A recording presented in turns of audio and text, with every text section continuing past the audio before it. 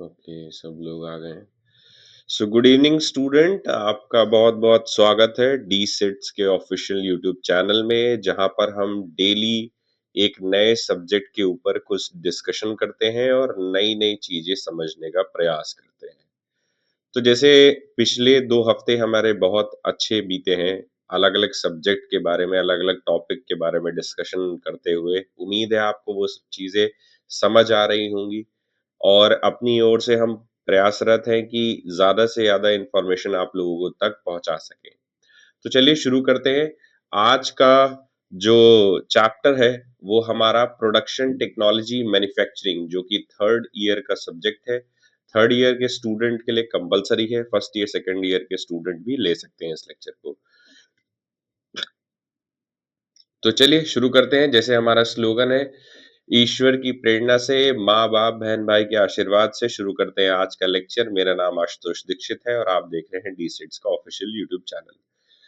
तो देखिए, जैसे हमने अभी तक जो मैन्युफैक्चरिंग के बारे में समझा है, उसमें प्रोडक्शन का भी कॉन्सेप्ट मैंने आपको जोड़ना समझाया था। अब प्रोडक्शन टेक्नोलॉजी जो सब्जेक्ट है हमारा 3rd ईयर में 6 सेमेस्टर का, उसके अंदर हमें ये समझना है कि कौन-सा मैन्युफैक्चरिंग प्रोसेस हम इसमें इन्वॉल्व करते हैं। बहुत सारे डिफरेंट डिफरेंट मैन्युफैक्चरिंग प्रोसेसेस हम इसमें पढ़ेंगे, लेकिन अकॉर्डिंग टू आवर नीड कौन-सा हमारे लिए ज़्यादा बेनिफिशियल है, जब हम किस तरीके के प्रोडक्ट को मैन्युफैक्चर कर रहे हैं। तो आज हम देखेंगे कास्टिंग के बारे में, कास्टिंग हम किस तरीके से करते हैं, कैसे कास्टिंग इन्वॉल्व हुई और क्या-क्या उसके बेसिक फॉर्मेट रहते हैं।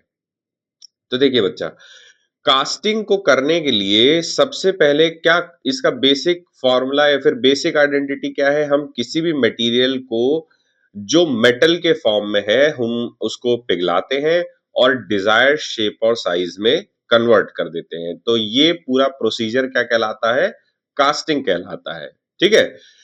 अब कैसे काम करता है, कैसे नहीं करता है, कौन-कौन से सिचुएशंस में हम इसका इस्तेमाल करते हैं, जहाँ पर हमें बहुत कॉम्प्लेक्स डिज़ाइन करना होता है, जो हम आम हाथों से नहीं कर सकते हैं, ठीक है ना?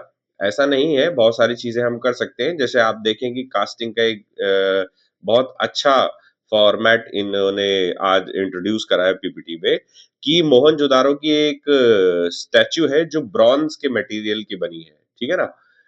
अब चूंकि ब्रॉन्ज एक मेटल है, तो इसको काटना या फिर पीटना ये बड़ा टिपिकल सिचुएशन थी हमारे लिए।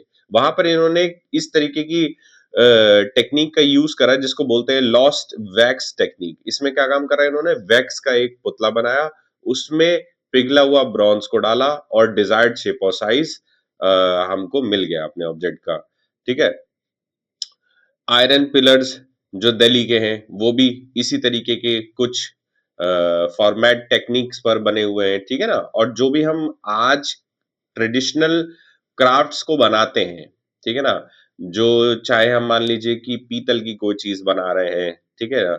या फिर किसी और मटेरियल की बना रहे हैं और बहुत प्रिसिजन यानी बहुत ही पॉइंट टू वर्ड हमने उसमें डिटेलिंग कर रखी है, तो वहाँ पर हम कास्टिंग का यूज़ करते हैं। अब देखो, जो कास्टिंग बनाते हैं हम उसमें सबसे पहले ये 6 फॉर्मेट हैं हमारे। पहला क्या है, हम सैंड को लेते हैं, ठीक है ना? हमने सैंड के अंदर अपना डिजायर्ड जो भी हम चाहते हैं, जिस भी तरीके का हमारा मटेरियल हम बनाना चाहते हैं, उस तरीके के पैटर्न को हम लेते हैं। तो पहली चीज क्या आती है, पैटर्न मेकिंग। पैटर्न क्या हो गया, एक डमी मॉडल हो गया। अगर आपको इस तरीके का कोई मॉडल बनाना है, तो सबसे आप क्या काम करोगे, पहले सैंड के अंदर यही डमी मॉडल को आप रख दोगे, ठीक है ना? जिससे एक शेप को वो पकड़ लेगा सैंड हमारा। उसके बाद आप क्या काम करोगे, मोल्डिंग करोगे। मोल्डिंग का मतलब क्या है, packing sand tightly around the pattern to create the hollow impression in our metal future home. अब आप दोनों तरफ से सैंड को कस के दबा दोगे। अब उससे होगा क्या, जो भी जो सैंड है हमारी, वो कस के हमारे पैटर्न को पकड़ लेगी।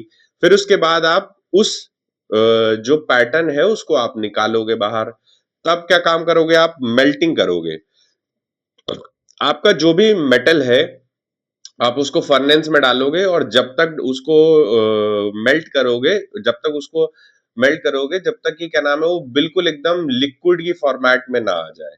उसके बाद हम पोर कर देंगे जो हमारे पास हमने पैटर्न बनाया था, जो भी शेप एंड साइज हम चाहते थे उस फॉर्मेट में हम उसको पोर कर देंगे। फिर उसके बाद सॉलिडिफिकेशन के लिए छोड़ देंगे, यानी ठंडा होने के लिए। फिर उसके बाद हम अपने मटेरियल को निकालेंगे और साफ सफाई करके, जैसा हमें अगर उसमें थोड़ी फिनिशिंग करनी है, जो भी काम उसमें एज पर हमारे पास बचा है वो हम काम उसमें करते हैं। अब देखो, पैटर्न का काम क्या होता है, सबसे पहले इस बात को समझो। पैटर्न का मतलब होता है एकदम रेप्लिका बनाना अपने ऑब्जेक्ट का। आपने देखा होगा जैसे मूर्तियां बनती हैं, है ना? तो मूर्तियां भी इसी फॉर्मेट पे बनती हैं। कभी आप देखना, चाहे दिवाली पर हमारे यहाँ जो मूर्तियां बनती हैं, या फिर क्या नाम है, वो तो चलिए मट्टी की बनती हैं, लेकिन उसमें मेटल की भी मूर्तियां बनती हैं, तो वो भी इसी फॉर्मेट पे बनती है। सैंड होती है, मान लीजिए सैंड का एक बॉक्स है, एक बॉक्स ये है हमारे पास, बीच में हमें कुछ मूर्ति बनानी है, ठीक है? तो सिमिलरली हमने क्या काम करा, पूरा एकदम भर दिया इसको, यहाँ पे भी नीचे से ऊपर तक, इसको दबा दिया, कंप्रेस किया, कंप्रेस करने के बाद दोनों ने शेप साइज को पकड़ लिया, बिना हिलाए हुए हमने क्या काम करा, अपने मूर्ति को बाहर निकाला और गरम गरम मेटल को इसके अंदर पोर कर दिया, और जो मेटल हमें चाहिए था जिस शेप साइज का, वो हमें मिल जाएगा। पैटर्न में हम दो चीज का मेन ध्यान रखते हैं। पहली चीज होती है श्रिंकेज, ठीक है ना, अलाउंस, और दूसरी चीज होती है मशीनिंग अलाउंस।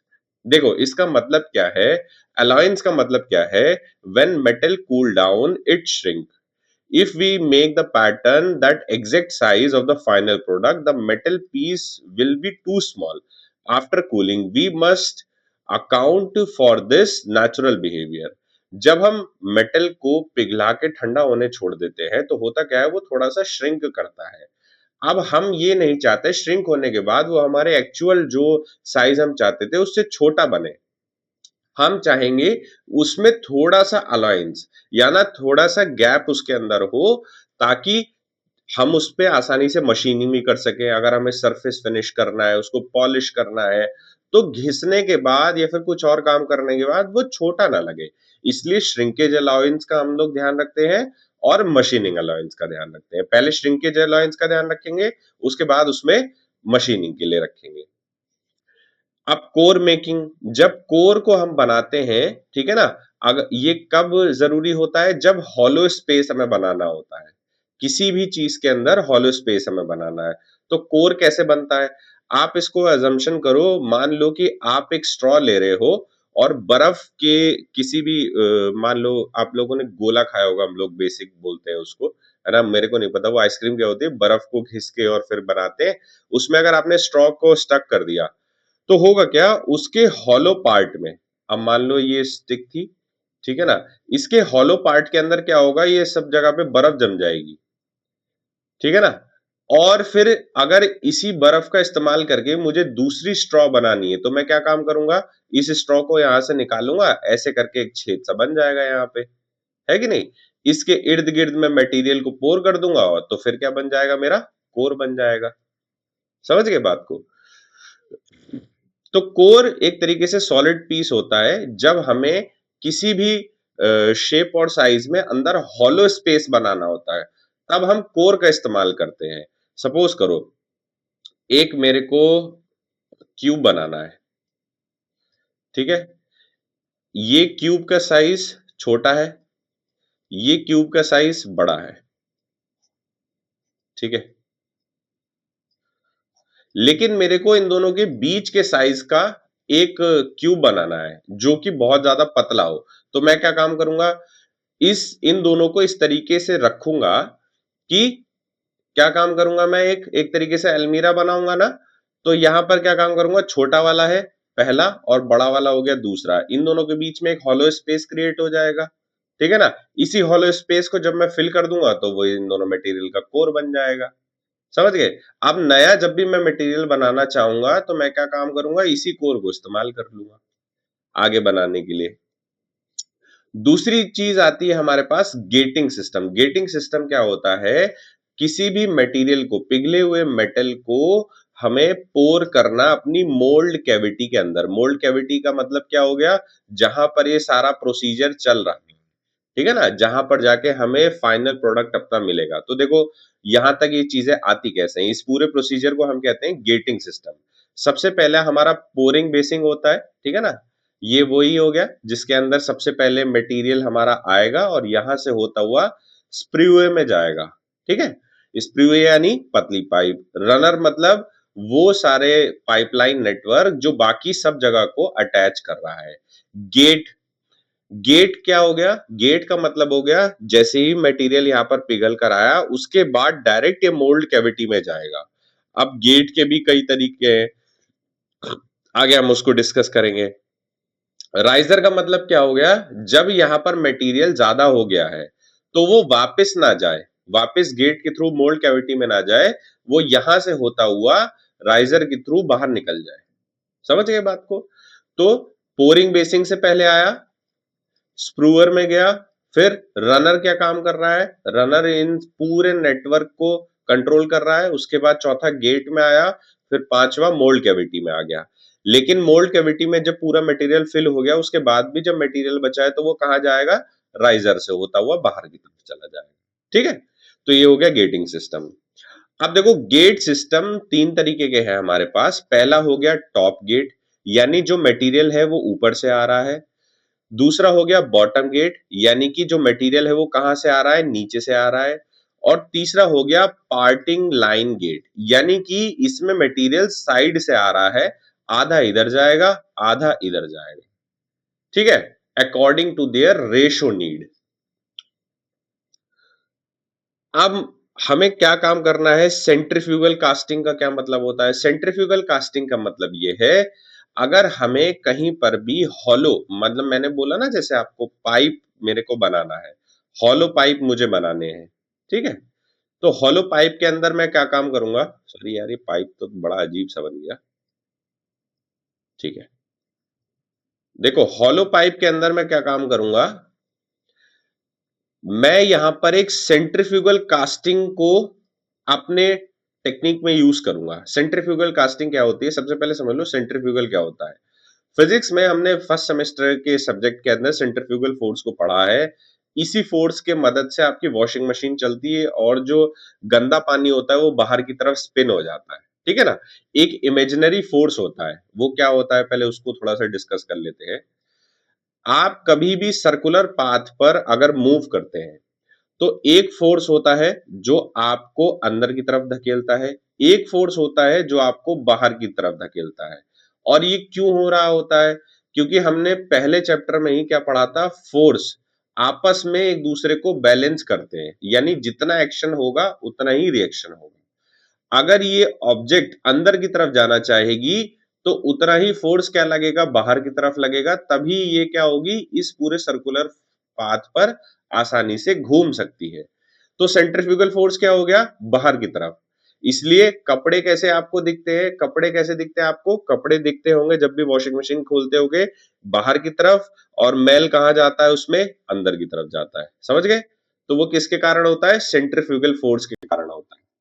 अब इसी इसी फिनोमेना का इस्तेमाल करते हुए हमने क्या काम करा, लिक्विड मेल्टिंग मेटल को, ठीक है ना, हमने इस मशीन के अंदर डाला और इस मशीन को बहुत तेजी से घुमाया। जब हमने इस मशीन को बहुत तेजी से घुमाया तो जो मटेरियल था हमारा पिघला हुआ मटेरियल, वो इसकी वॉल पर जाके प्रॉपर एक तरीके से, प्रॉपर एक लेयर से, इक्विवेलेंट लेयर से इस पूरी वॉल पर सब जगह पर इक्विवेलेंट लग गया। अब उससे हुआ क्या, हमें यहाँ पे कोर बनाने की जरूरत नहीं पड़ी, हमें कुछ और काम करने की जरूरत नहीं पड़ी। आसानी से जो भी मटेरियल था वो पूरा पूरा वॉल पर जाके चिपक गया। उसके बाद हमने क्या काम करा, वॉल से उस मटेरियल को अलग करा और हमें एक हॉलो सरफेस यानी खाली स्पेस हमें आसानी से मिल गया। इसी तरीके से सेंट्रीफ्यूगल कास्टिंग हम लोग करते हैं। इसमें हमें मदद किस चीज में मिलती है, परफेक्ट एकदम बढ़िया तरीके से हमारे मैन्युफैक्चरिंग हो जाती है, सिलिंड्रिकल ट्यूब्स बहुत अच्छे से बन जाते हैं, कोई कोर की जरूरत नहीं पड़ी, ठीक है ना। और प्रोडक्ट जो है बहुत अच्छा, बहुत डेंस बन जाता है, बहुत स्ट्रांग बन जाता है। कास्टिंग मिनिमम डिफेक्ट हो जाते हैं इसमें। क्यों, क्योंकि हमने कांस्टेंट स्पीड पर अपने पूरी मशीन को घुमा दिया। कांस्टेंट स्पीड की मदद से हुआ क्या, कॉन्स्टेंटली प्रॉपर तरीके से मेटल एक दूसरे के ऊपर कवर अप हो गया, जिससे एक बढ़िया से हमारा हॉलो स्पेस क्रिएट हो गया मेटल का। अब इसके बाद एक और तरीके की कास्टिंग आती है जिसको हम बोलते हैं investment casting, the lost wax process. जैसे हमने मूर्ति के लिए सबसे पहले देखा था, इसमें क्या काम करते हैं, सबसे पहले एक वैक्स का पैटर्न बनाते हैं, ठीक है ना। ये ज्यादातर आपने देखा है ज्वेलरी की शॉप्स पे, टरबाइन ब्लेड्स पे तो आपने नहीं देखा होगा, टरबाइन ब्लेड्स पहले देखे ही नहीं है कहीं पे भी, लेकिन ज्वेलरी शॉप पे जरूर देखने को मिल जाएगा। वो क्या काम करते हैं, अगर बहुत छोटी सी ज्वेलरी है, मान लो हीरा है, ठीक है ना, हीरे की उन्हें हीरे को उन्हें तराशना है, ठीक है ना, या फिर कुछ ऐसा प्रोसीजर करना है जो बहुत माइन्यूट है, वहां पर कास्टिंग करनी है। अब हीरे को तो पिघलाया नहीं जा सकता वैसे तरीके से, उसका हाई बहुत ज्यादा मेल्टिंग पॉइंट होता है। मैं यहाँ पर सोने से समझ लेते हैं, सोने को अगर मैंने पिघलाया और एक तरीके से मेरे को कास्ट करना है उसको, ठीक है ना, और बहुत माइन्यूट डिजाइन उसके अंदर बनाने हैं, तो सबसे मैं पहले मैं क्या काम करूंगा, एक वैक्स पैटर्न बनाऊंगा, ठीक है ना, डिटेल पैटर्न फ्रॉम वैक्स, ठीक है ना, capturing every intricate details of desired final product, ठीक है। अप्लाई सिरामिक कोटिंग, उसके ऊपर क्या काम करूंगा, सिरामिक की एक लेयर को मैं चढ़ाऊंगा, जिससे जो स्ट्रॉन्ग शेल है वो बन जाए हमारे पास। उसके बाद क्या करूंगा, जो मेल्ट आउट द वैक्स, ठीक है ना, heat ceramic shell, the wax melt and flow out leaving a perfect hollow cavity और लॉस्ट वैक्स। अब क्या काम करा मैंने, एक अच्छे तरीके से मैंने अपने पूरे वैक्स के मेल्ट को तैयार कर लिया, और जो बाकी का एक्स्ट्रा लेयर था उसको मैंने निकाल दिया। उसके बाद पूरे मेटल को मैं उसके अंदर पोर कर दूंगा, जिससे होगा क्या, उसके बाद फिर मैं शेल को ब्रेक कर लूंगा, तो फिर मेरे पास अपना डिजायर्ड प्रोडक्ट आ जाएगा। इसको समझो ऐसे, एक पार्टीशन ले लो ये, एक पार्टीशन ले लो ये, और इन दोनों को एक में हमने ऐड कर दिया, ठीक है। यहाँ पर मेरे को एक सुई सी बनानी है, बहुत माइन्यूट डिजाइन है, ठीक है ना। तो मैंने यहाँ पे क्या काम करा, पहले एक वैक्स का शेल क्रिएट करा, फिर इधर भी एक वैक्स का शेल क्रिएट करा, इन दोनों को कंबाइन कंप्रेस करा, और बाद में इसको इसको निकाल लिया, यहाँ पे मटेरियल को पोर कर दिया अपना, फिर बाद में इसको तोड़ ताड़ के अपना निकाल लिया डिजायर्ड ऑब्जेक्ट में, जो जिस तरीके से मैं चाहता था। अब इसके कारण मेरे को हॉलो भी मिल गया अंदर से, ठीक है ना, और क्या हुआ, मेरा मटेरियल भी ज्यादा वेस्ट नहीं हुआ। सेरामिक शेल इन्वेस्टमेंट कास्टिंग, ये क्या होती है, एडवांस टेक्निक है ये, कास्टिंग की सबसे एडवांस टेक्निक है। फॉर्मेट वही है, मटेरियल को पिघलाना, पिघलाने के बाद यूज करना उसे, लेकिन यहाँ पर क्या चीज होगी, हाई टॉलरेंस। हम लोग देखते हैं यहाँ पे, ठीक है ना, मेडिकल कंपोनेंट में इस्तेमाल होती है, एरोस्पेस में इस्तेमाल होती है, और सुपीरियर फिनिश में, जहां पर मतलब हाई क्वालिटी फिनिशिंग हमें चाहिए होती है, ठीक है ना। लेकिन प्रोसीजर क्या है, प्रोसीजर वही है। अगर हम पैटर्न का इस्तेमाल कर रहे हैं तो हमें क्या ध्यान रखना होता है पैटर्न की बातों में, पहला श्रिंकेज,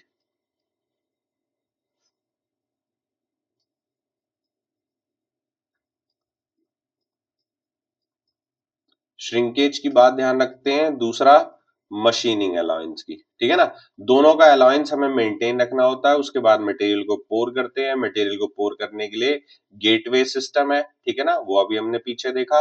उसके बाद सॉलिडिफिकेशन के लिए हम उसको छोड़ देते हैं, फिर बाद में हम उसमें मशीनिंग कर लेते हैं। यही सब फॉर्मेट है बेसिकली। कास्टिंग में इतना ही है आप लोगों को समझने के लिए। और आज का जो ये पेज मैंने जोड़ रखा है, ठीक है ना, इसमें इसमें हमारी वेबसाइट, लिंक्डइन, यूट्यूब और व्हाट्सएप चैनल, इससे आप जुड़ सकते हैं। और जो भी बच्चे अभी जॉब्स को लेके या फिर अपने आप को स्किल करने के लिए परेशान हैं, ठीक है ना, देखो बेसिकली डीसेट्स का काम क्या है, डीसेट्स का काम है उन बच्चों को रोजगार प्रोवाइड कराना स्किल्स के थ्रू, ठीक है ना। स्किल सेट पे ज्यादा फोकस करना, क्योंकि अगर बच्चा 10+2 कर लेता है, हम ये नहीं कहते कि आप हमारे साथ जुड़ के कहीं जॉब ही करो, नहीं, आप हमसे कम्युनिकेट करो, आप हमसे कंसल्ट करो कि सर 10+2 हो गया है और मेरे फाइनेंशियल कंडीशन उतनी अच्छी नहीं है कि मैं आगे अपनी स्टडी को कंटिन्यू कैसे रख सकता हूँ। तो फिर हम उसके फॉर्मेट में बताएंगे कि टेक्निकल टर्म में अगर आपका इंटरेस्ट है, जरूरी नहीं है सिर्फ इंडस्ट्री है, हॉस्पिटैलिटी में भी आप जा सकते हो, बहुत सारे अलग-अलग प्लेटफ़ॉर्म है जहाँ पर जा सकते हो, लेकिन उस फ़ील्ड की आपको रिक्वायर्ड स्किल्स होगी तभी जाके आप उस चीज़ में आगे बढ़ पाओगे। तो इस तरीके की जानकारी के लिए भी आप दिए गए टेलीफ़ोनिक नंबर पे 9 से 5 के बीच में संपर्क करें। आप हमारे व्हाट्सएप चैनल, यूट्यूब पे आप देख ही रहे हैं सब चीज़ें।